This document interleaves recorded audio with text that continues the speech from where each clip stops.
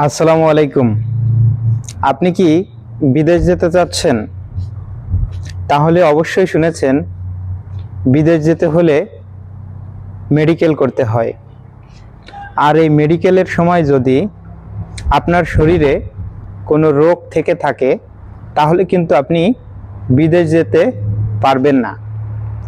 তো আজকে এই ভিডিওর মাধ্যমে আমি আপনাদেরকে 5টি রোগের কথা বলবো। যদি এই 5টি রোগের যে কোনো একটি রোগ আপনার শরীরে বিদ্যমান থাকে তাহলে কিন্তু আপনি কখনো বিদেশ যেতে পারবেন না।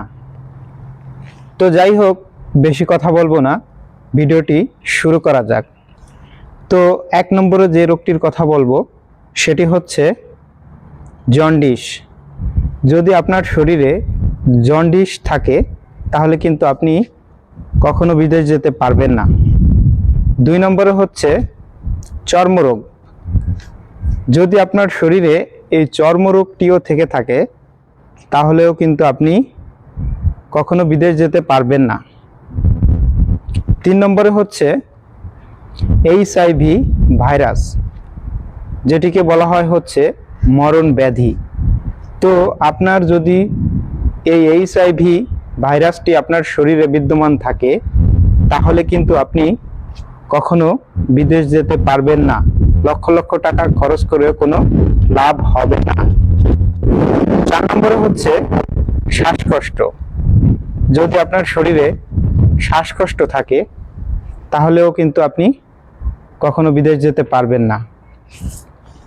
5 নম্বর হচ্ছে হার্টের রোগ। যদি আপনার শরীরে হার্টের রোগ থাকে তাহলেও আপনি বিদেশে যেতে পারবেন না।